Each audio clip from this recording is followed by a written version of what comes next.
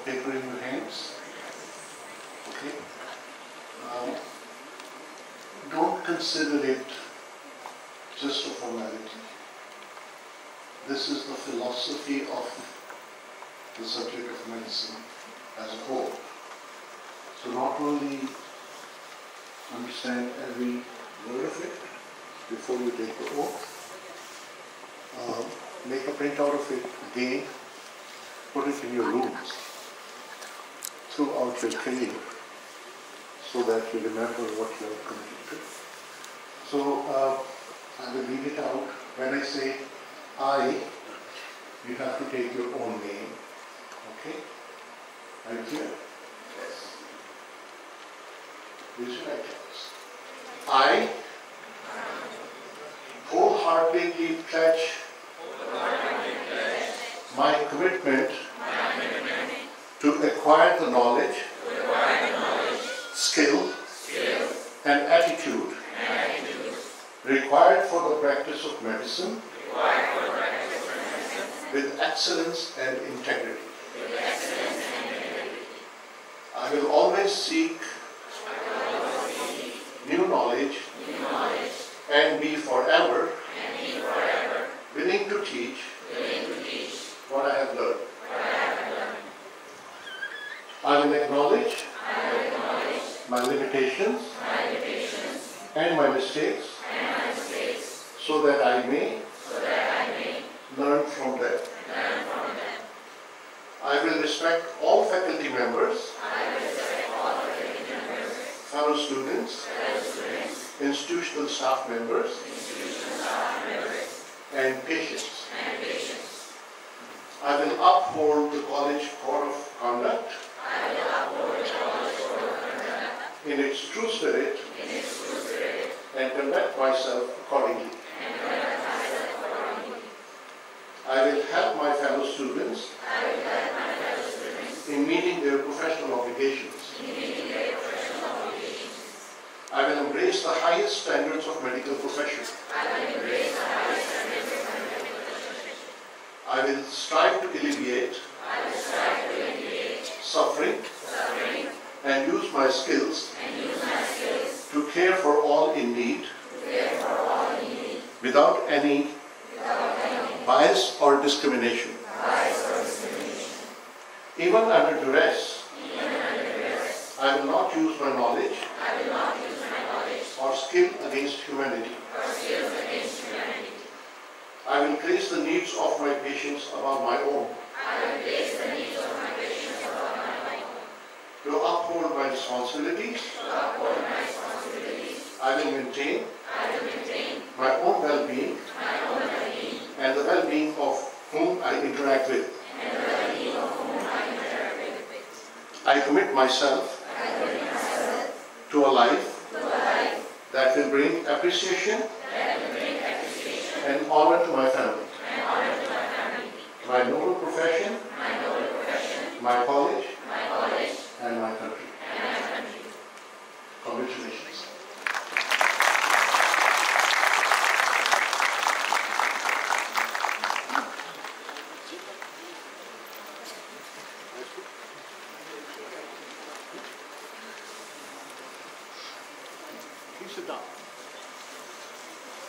It was a formal oath, लेकिन एक oath हमने भी तैयार किया है आपके लिए हमारी कौमी ज़ुबान उर्दू में। ये हम अपने तमाम जूनियर्स से पढ़वाते हैं।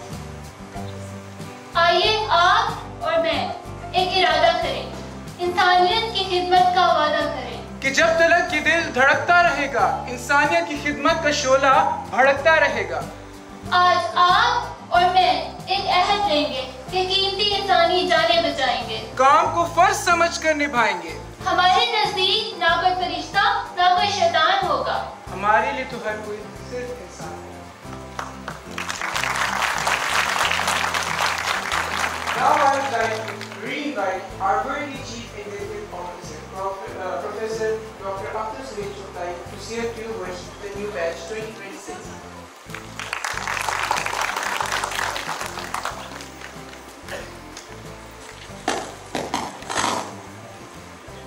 I'm not addressing just the students, but their parents as well.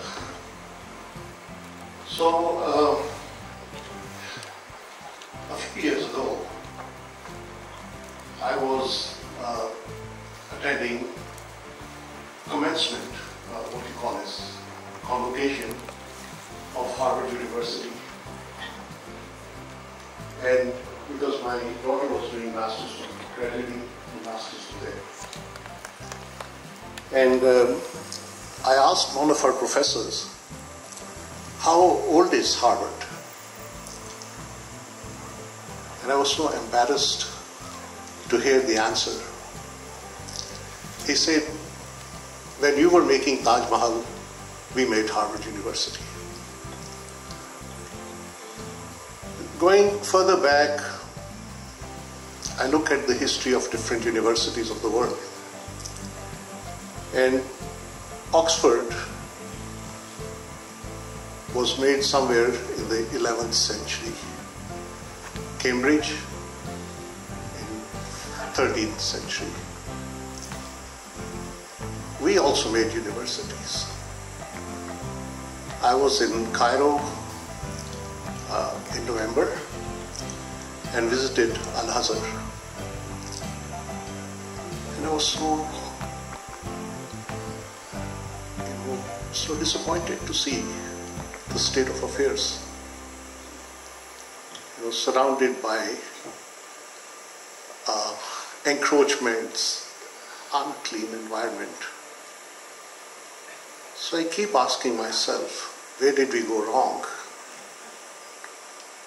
And there is so much where we did go wrong. Harvard, Cambridge, Oxford, so on and so forth. They initiated their journey and they kept moving on. Despite all sorts of odds, there have been wars, there have been, famines, there have been world wars, but the journey of education continued. We somehow indulged in practices which were totally contrary to the teachings. Then I look at the lives and histories of different prophets. And there's one thing that I find common in all of that. Humanity, care for others, tolerance, peace, love, affection, knowledge. Talk about any prophet. There is no prophet who talked about violence or killings or remaining ignorant. They all talked about tolerance. And we always talk about the stories of our own Prophet ﷺ, that how he used to pass in the streets and a woman would throw garbage on him every day. And when she did not do it once, he walked up to her and asked for her well-being. Only yesterday, a mentally handicapped person, young boy, has been lynched to death by a mob because allegedly this young man desecrated leaves of Quran. What has gone wrong with us? Totally contrary to the history, the lessons of history, the teachings of prophets, the teachings of scholars, the teachings of our iconic leaders. We have gone totally in the opposite direction. But when we started this medical college, and Mia Tahir Javed Sahab and myself, we went through so many difficult times. And there were stages very early on when we were so in such huge crises financially that this proposal did come up that we should shut it down. It is not sustainable. But then both of us came to one conclusion every time, that if we did not do it, who will? Initially, we had a very vague picture of what this place is going to be. But as time passed, as if out of those clouds, out of that smoke, the picture started becoming more and more clear. And